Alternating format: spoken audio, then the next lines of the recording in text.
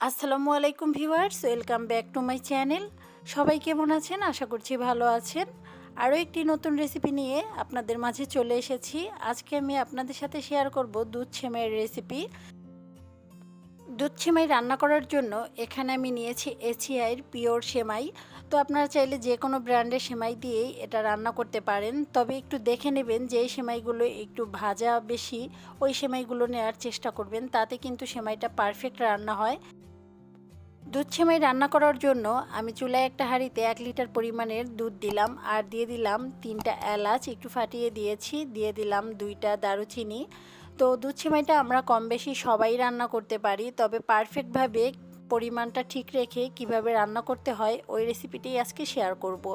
তো দুধের পরিমাণটা অবশ্যই ঠিক রাখতে হবে সেমাইয়ের সাথে, তা না হলে কিন্তু দুধ বেশি হয়ে যায়, সেমাই কম হয়ে যায়, আবার সেমাই বেশি হয়ে যায়, দুধ কম হয়ে যায়, তো সেমাইটা কিন্তু পারফেক্ট হয় না।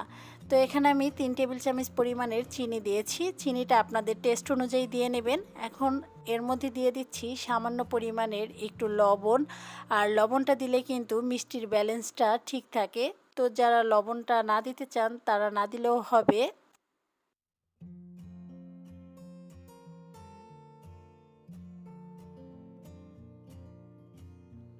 দুধে কিন্তু বলক চলে আসছে, তো দুধটা কিন্তু আর বেশি ঘন করব না। এখন আমি এলাচ আর দারুচিনি তুলে নিচ্ছি, তা না হলে কিন্তু সেমাই খাওয়ার সময় মুখে পড়লে খেতে ভালো লাগে না। তো এই জন্য আগে এটা ফেলে দিচ্ছি, যেহেতু এটার ফ্লেভারটা কিন্তু দুধের সাথে অ্যাড হয়ে গেছে। এখন আমি এর মধ্যে দিয়ে দিচ্ছি 100 গ্রাম পরিমাণের সেমাই। তো সেমাইটা কিন্তু খুব ভালোভাবে ভাজা ছিল, এই জন্য আমি ভেজে নিইনি। তো একটু নেড়ে চেড়ে দুধের সাথে মিশিয়ে নিচ্ছি, আর চুলার আঁচটা মিডিয়ামে রাখতে হবে। বেশি হাই হিটে দিলে কিন্তু দুধটা শুকিয়ে যাবে আর সেমাইটা কিন্তু অনেক ঘন হয়ে যাবে। এখন এর মধ্যে দিয়ে দিলাম কিশমিশ আর কাঠবাদাম। তো আমি এগুলো একটু ছোট করে কেটে নিয়েছি, আর সেমাইতে দিলে কিন্তু অনেক ভালো লাগে যখন মুখে কামড়ে পড়ে। তো একটু দিয়ে নাড়াচাড়া করে দিচ্ছি, আর আপনাদের হাতের কাছে না থাকলে না দিলেও হবে, তবে দিলে ভালো লাগে খেতে।